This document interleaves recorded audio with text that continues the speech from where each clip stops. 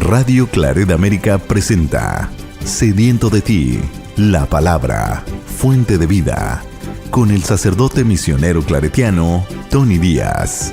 Reflexiones diarias del Evangelio. Aquí iniciamos.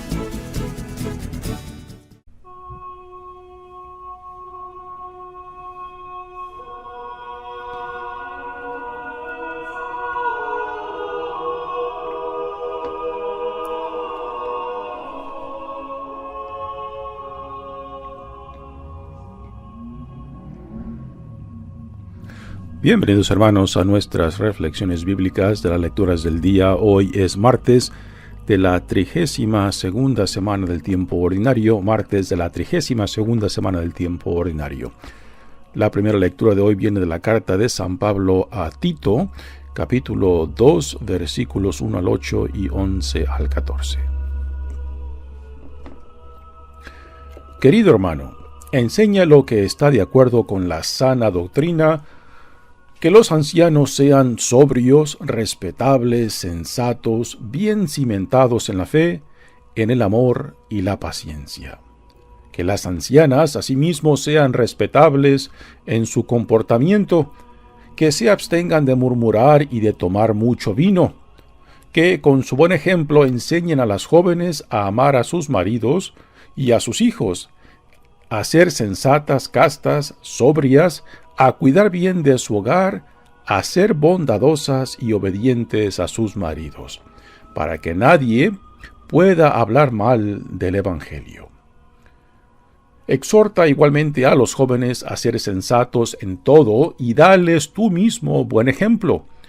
Cuando enseñes, hazlo con autenticidad y dignidad, con un lenguaje sano e irreprochable, que los adversarios tengan que retirarse al no poder decir nada malo de nosotros.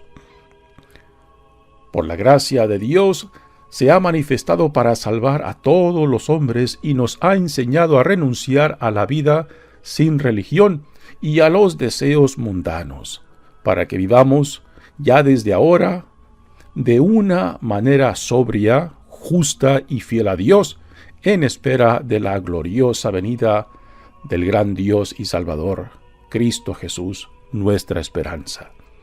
Él se entregó por nosotros para redimirnos de todo pecado y purificarnos a fin de convertirnos en pueblo suyo, fervorosamente entregado a practicar el bien.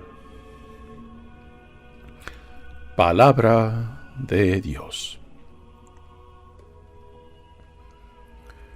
El salmo responsorial es el Salmo 36 y el responsorio es: Dios es nuestro Salvador. Dios es nuestro Salvador. Pon tu esperanza en Dios y practica el bien, y vivirás tranquilo en esta tierra. Busca en Él tu alegría, y te dará el Señor cuanto deseas. Cuida el Señor la vida de los buenos, y su herencia perdura, porque aprueba el camino de los justos, y se asegura el Señor todos sus pasos. Apártate del mal, practica el bien, y tendrás una casa eternamente, porque los justos heredarán la tierra, y la habitarán para siempre. Dios es nuestro Salvador. El Evangelio de hoy viene de Lucas, capítulo 17, versículos 7 al 10. En aquel tiempo Jesús dijo a sus apóstoles: ¿Quién de ustedes, si tiene un siervo que labra la tierra o pastorea los rebaños, le dice cuando éste regresa del campo: entra enseguida y ponte a comer? ¿No le dirá más bien: prepárame de comer y disponte a servirme, para que yo coma y beba? Después comerás y beberás tú. ¿Tendrá acaso que mostrarse agradecido con el siervo porque éste cumplió con su obligación? Así también ustedes, cuando hayan cumplido todo lo que se les mandó, digan: no somos más que siervos, solo hemos hecho lo que teníamos que hacer. Palabra del Señor. Muy bien, damos comienzo a nuestra reflexión de las lecturas de hoy. Continuamos leyendo la carta de San Pablo a Tito. Y aquí tenemos una serie de consejos que Pablo le da a Tito para que los transmita a la población de esta comunidad de Creta. Por el contenido de la carta parece que los ciudadanos de esta isla de Creta, que está al sur de lo que hoy en día es Grecia, y es una isla bastante grande, parece que la gente de esta isla tenía una reputación de inmoralidad. Y algo resalta de esa inmoralidad en esta carta por los consejos que Pablo le da a Tito para que los transmita a los miembros de la comunidad. Y una palabra que resalta mucho, se menciona 3 veces en relación a ancianos, ancianas y a los jóvenes, es la palabra sobrios, ¿no? Y parece que en esta isla tanto los hombres como las mujeres como los jóvenes les gustaba mucho la fiesta, les gustaba mucho tomar. Y esto de tomar lo menciona particularmente en relación a las mujeres. Y es curioso de que lo menciona en torno a las ancianas y después a las mujeres jóvenes, ¿no? De que les gustaba mucho, como decimos en mi pueblo, el chupe, o sea, tomar mucho, ¿no? Y Pablo le recomienda que Tito, pues, comunique este consejo de que sean sobrios, ¿no? De que no den motivo ni causa para que la gente hable mal, no solamente de ellos. Para Pablo, el problema está en que los de afuera, los que los ven de afuera, hablen mal del Evangelio. O sea, si estos son cristianos, pues así será el Dios de ellos, ¿no? Que les guste mucho tomar. Por eso, en estos consejos que Pablo menciona a Tito, le pide que les recuerde que el llamado que han recibido en Cristo es un llamado a un cambio de vida, a un cambio de vida según el Evangelio que han recibido, según la nueva vida que se les da, que se nos da en Cristo Jesús, ¿no? Puesto que si no hay un cambio de vida, particularmente si nuestra vida estaba infundida por la inmoralidad, pues entonces una conversión debe de transformar a la persona, de pasarla de la inmoralidad a la moralidad, que refleje su nueva dignidad e identidad como hijo, como hija de Dios, ¿no? Dice la lectura de hoy. Querido hermano, enseña lo que está de acuerdo con la sana doctrina. Y ahora va mencionando diferentes grupos de personas, empezando con los ancianos. A los ancianos, que los ancianos sean sobrios. Y aquí puede ser una referencia al hecho de que los ancianos, los hombres, pues les gusta mucho tomar, ¿no? Que sean sobrios, respetables, sensatos, bien cimentados en la fe, en el amor y la paciencia. Todos son estas virtudes que son fruto de la nueva vida que han recibido en Cristo. Y por los frutos se conocerá el árbol, por los frutos de nuestras vidas, pues daremos testimonio de quién somos verdaderamente. Si la fe que profesamos en Cristo está transformando nuestras vidas, pues esto se debe de manifestar en los valores que cultivamos, en las prioridades en las cuales fundamos nuestras vidas, a qué le damos tiempo, importancia, recursos, ¿no? Ahí se manifestará verdaderamente la imagen del Dios que está en el centro de nuestras vidas. Y ahora Pablo se dirige a las ancianas. Dice asimismo, las ancianas que sean respetables en su comportamiento. Parece que las mujeres tenían una mala reputación, por lo menos de la forma que Pablo aquí enfoca la carta, ¿no? Al dirigirse a las ancianas de esta manera, de que sean respetables. Y esto, el trasfondo es de que quizás las mujeres quizás se ponían al uno por uno con los hombres, ¿no? En el comportamiento.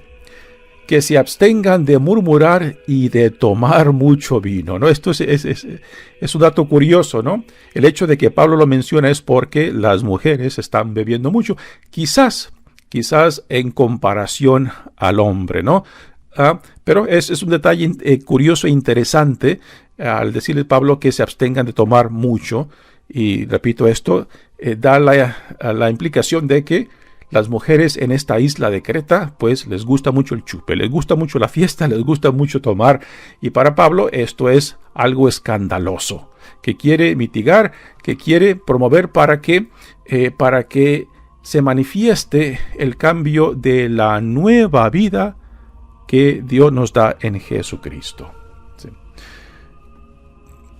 Que con su buen ejemplo enseñan a las jóvenes a amar a sus maridos y a sus hijos, a ser sensatas, castas, sobrias. Nuevamente, la palabra sobria se menciona, así que esto de beber mucho, no solamente de las ancianas, sino también de las jóvenes, a cuidar bien de su hogar, a ser bondadosas y obedientes a sus maridos para que nadie pueda hablar mal del Evangelio. Esto es un punto muy interesante. A Pablo lo que le interesa es de que lo que nosotros modelemos en nuestras vidas, pues se va a reflejar mal en nuestra profesión al Dios a quien representamos. Si nuestra forma de vida pues manifiesta inmoralidad, pues esto se reflejará en el Evangelio, en el Dios a quien representamos en el Evangelio y en nuestras vidas. Y para Pablo es muy importante que nuestra forma de vivir, nuestra moralidad, la forma en que nos relacionamos, los valores que promovemos, nuestras prioridades, todo tiene que reflejar nuestra nueva identidad y dignidad como hijos e hijas de Dios en Jesucristo. Ahora Pablo se dirige a los jóvenes. Y aquí Pablo le recuerda a Tito que él mismo sea un ejemplo para los jóvenes. Esto nos da a entender de que Tito era joven. O sea, de que muy probablemente que no estaba casado.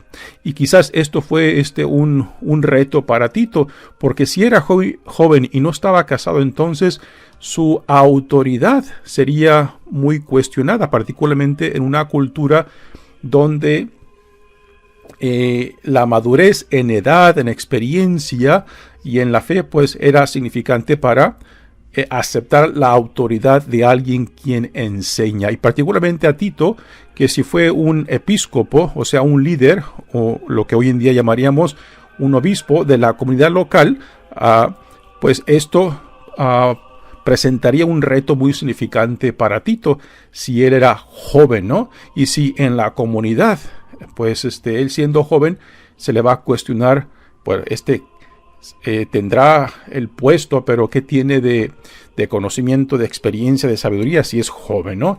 Y esto es algo que Pablo le recomienda a Tito, que sea lo más auténtico y transparente en su comportamiento, en sus enseñanzas, para que sea aceptado, para que sea respetado con autoridad.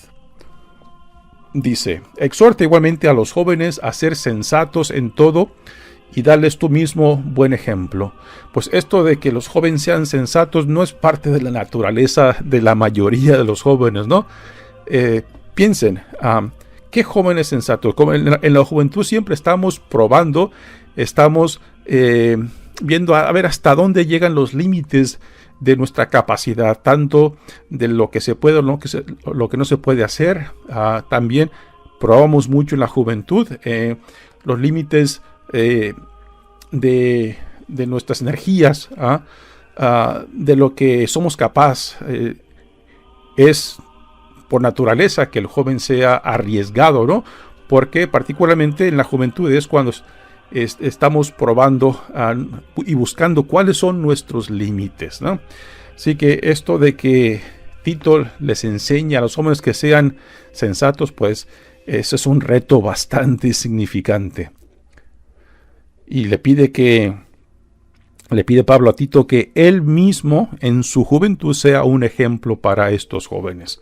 Cuando enseñes, hazlo con autenticidad y dignidad, con un lenguaje sano e irreprochable para que los adversarios tengan que retirarse al no poder decir nada malo de nosotros. Nuevamente aquí el ejemplo que proyectamos es importante porque en ese ejemplo que modelamos, pues proyectamos también al Dios a quien le rendimos fidelidad. Continúa Pablo diciéndole: porque la gracia de Dios se ha manifestado para salvar a todos los hombres y nos ha enseñado a renunciar a la vida sin religión.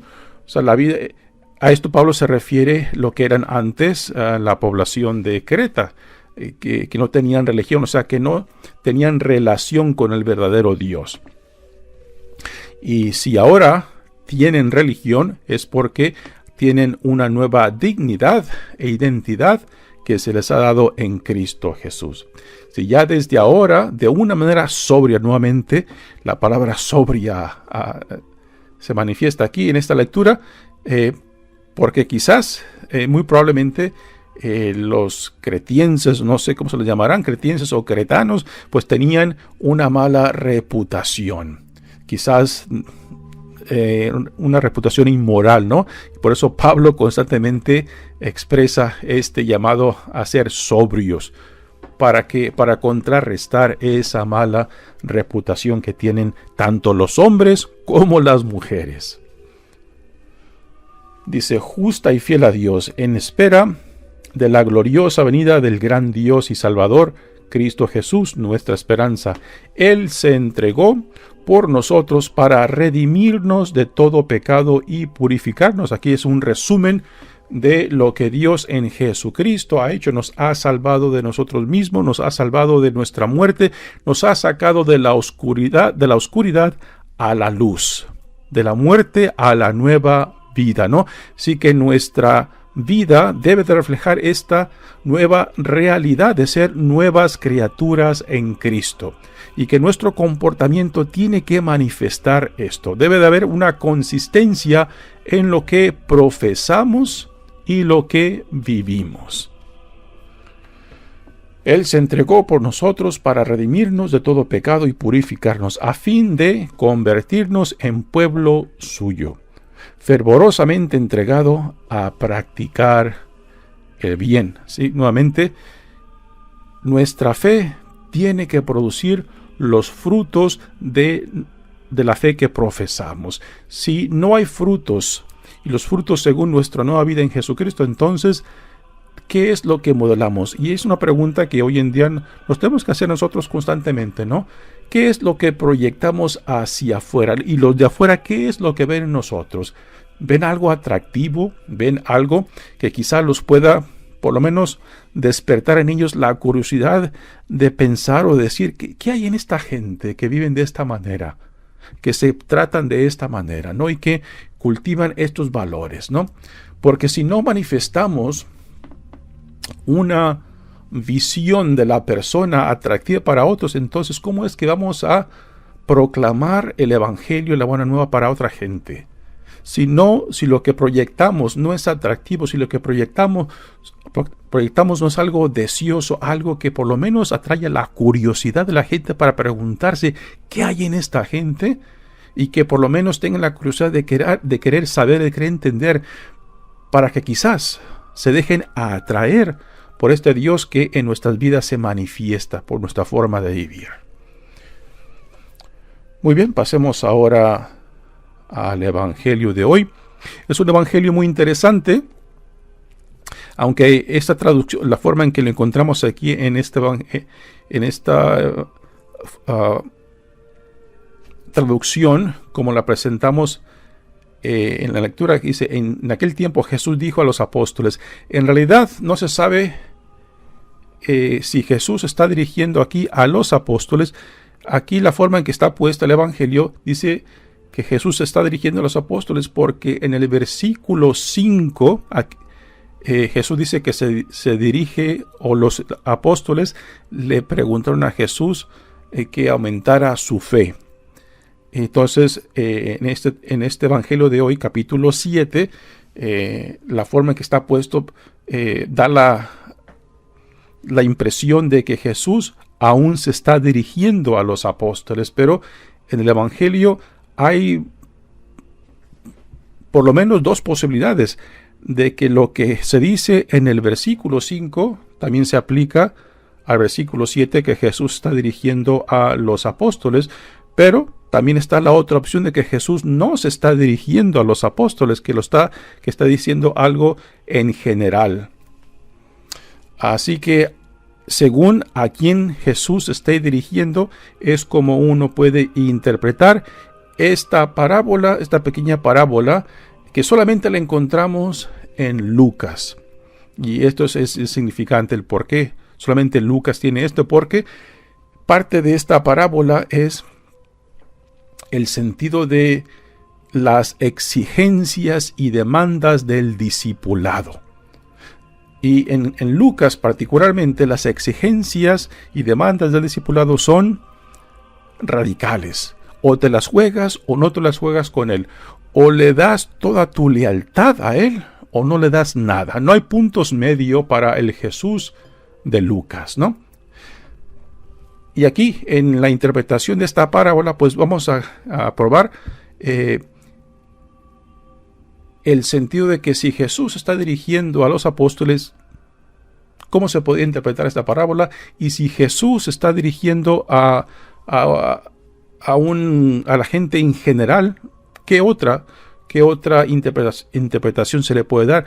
Particularmente si en esta parábola Jesús tiene en mente a los fariseos o a los judíos cristianos que después se convertirán, o sea, a los judíos que después se convertirán, y que entonces una posible interpretación sea diferente a que si Jesús solamente está dirigiendo a los apóstoles. Dice el Evangelio: en aquel tiempo Jesús dijo a los apóstoles: ¿quién de ustedes, si tiene un siervo que labra la tierra o pastorea los rebaños, le dice cuando éste regrese al campo? Aquí Jesús está tomando el ejemplo de un esclavo. Un esclavo que fue comprado, un esclavo que está sometido a su dueño. Entonces ese esclavo, ese siervo, prácticamente tiene que dar toda su lealtad a su amo, ¿no? Con esto no queremos decir que Jesús está apoyando la institución de la esclavitud. Simplemente Jesús está utilizando una de las realidades de su tiempo para comunicarnos un mensaje, ¿no? ¿Y cuál es el mensaje? Y el mensaje central, por lo menos uno de los mensajes, si es que Jesús está dirigiendo a los apóstoles, es de que nunca puedes llegar a pensar de que tu trabajo como siervo de Dios ya está cumplido.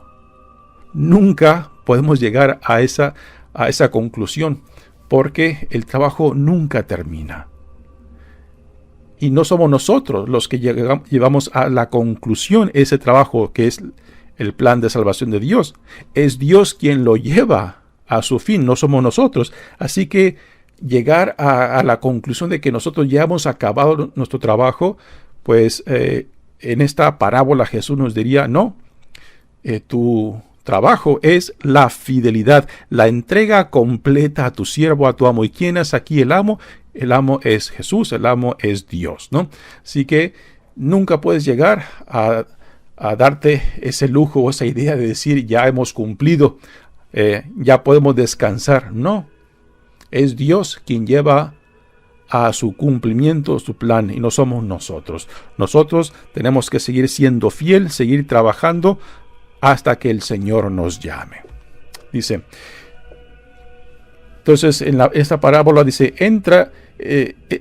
esta parábola tenemos a un siervo, a un esclavo que está trabajando fuera de casa, ya sea en la tierra, trabajando en la tierra, y después regresa a casa y dice, ¿qué le dirá a su amo? ¿Entra enseguida y ponte a comer? No, dice Jesús en la parábola.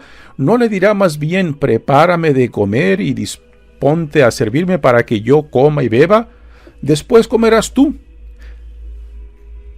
¿Tendrá acaso que mostrarse agradecido el siervo porque cumplió con su obligación?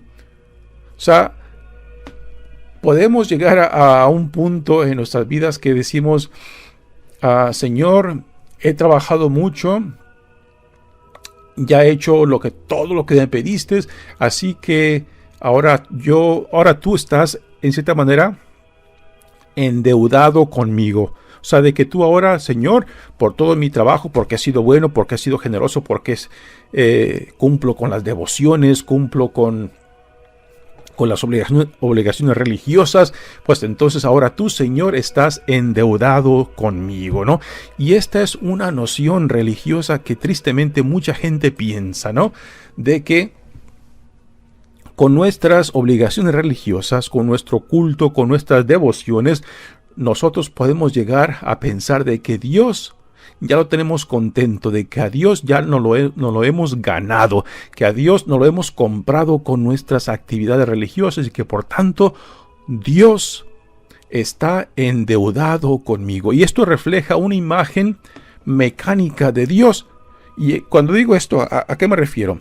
De que con nuestras obras religiosas, con nuestras devociones, como que nos estamos comprando a Dios y que ahora Dios está endeudado con nosotros, como cuando yo voy a una de esas maquinitas que le pongo dinero para comprar algo de beber o de comer, ¿no? O sea, el dinero que yo le pongo son mis actividades religiosas a la maquinita, y ya que le puse mi dinero, entonces yo ahora después le exijo a la maquinita que me dé lo que yo quiero, ¿no? Esta es una imagen mecánica de Dios que tristemente mucha gente lleva en su corazón y en su mente cuando piensan en Dios, que a Dios se lo pueden ganar, que en cierta manera en sus actividades religiosas, en sus devociones, como que están ganando puntos, ¿no? Y que cuando mueran o aún en vida, de que le pueden exigir a Dios que les corresponda sus buenas actividades religiosas. O que si cuando mueren, pues de que allá cuando lleguen allá a la puerta de San Pedro, que San Pedro va a sumar sus puntos, a ver cuántos puntos hicieron durante la vida para ver si entran o no entran, ¿no? Repito, esta es una imagen de Dios muy distorsionada que tristemente mucha gente tiene. Así que, ¿cuáles son los significados que podemos sacar de esta parábola? Uno de ellos, ya lo mencioné, de que nunca podemos llegar a la conclusión de que ya nuestro trabajo ha terminado, ¿no? Solamente Dios lleva a su cumplimiento en la visión del reino. Nosotros, como siervos o como esclavos, si quieres, pues tenemos que vivir en fidelidad. Y la fidelidad es para siempre. Esta es una interpretación. La segunda interpretación es de llegar a pensar de que nosotros nos podemos comprar a Dios. O sea, de que Dios puede llegar a estar endeudado conmigo por mis buenas obras, por mis devociones, por mi religiosidad. Y esto simplemente aquí está rechazado. También otra posible interpretación de esta parábola es lo de San Pablo, ¿no? De que nunca nos podemos ganar o meritar ni a Dios por su amor, ni la gracia de Dios, ni el amor de Dios, porque no son nuestras obras lo que nos dan su amor, su gracia, su perdón, sino la pura iniciativa de Dios. Y quizás este Evangelio de San Lucas tenga algo de Pablo, al decirnos que no podemos nunca llegar a la idea de que meritamos, de que nos hemos ganado, de que nos hemos comprado el amor de Dios o la salvación misma, ¿no? Y repito, esto es un parte de la teología de San Pablo que trabaja mucho en sus cartas y que quizás Lucas, porque sabemos de que Lucas convivió con Pablo. Pablo lo menciona en una de sus cartas, en los Hechos de los Apóstoles particularmente. Lucas menciona que hay contacto entre Pablo y él. Así que ahí entra la posibilidad de que Lucas tome algo de la teología de la salvación de la justificación que encontramos en las cartas de Pablo. Continúa así el Evangelio diciendo: así también ustedes, cuando hayan cumplido todo lo que se les mandó, digan: no somos más que siervos, solo hemos hecho lo que teníamos que hacer. Aquí entra en estas últimas palabras esta idea, ¿no? ¿Por qué tenemos que ser buenos? ¿Por qué tenemos que ser justos, compasivos y amorosos? ¿Para ganarnos a Dios? ¿Para ganarnos el cielo? ¿Para ganarnos la salvación? Pablo nos diría, no. Tenemos que ser buenos, compasivos, justos y misericordiosos porque es nuestra nueva naturaleza como hijos e hijas de Dios, no para ganarnos nada, no para comprobar nada, no para meritar nada, ¿no?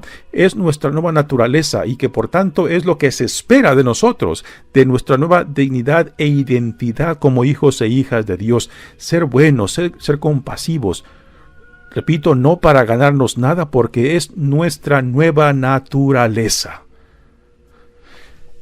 Pues es una parábola interesante que da mucho a qué pensar, mucho a qué reflexionar, particularmente en cómo entendemos nuestra relación con Dios, de que nunca nos lo podemos ganar o comprar. Siempre es por la pura gracia de Dios que somos quien somos. La salvación misma se nos da como una benevolencia de Dios, como el amor de Dios, con la gracia de Dios, pero nunca porque lo meritamos, porque no la hemos ganado. Muy bien, mi nombre es Padre Tony Díaz, misionero claretiano. Que Dios los bendiga. Radio Claret América presentó Sediento de ti, la palabra. Fuente de vida. Sus comentarios son importantes. Contáctenos en radioclaretamerica@gmail.com.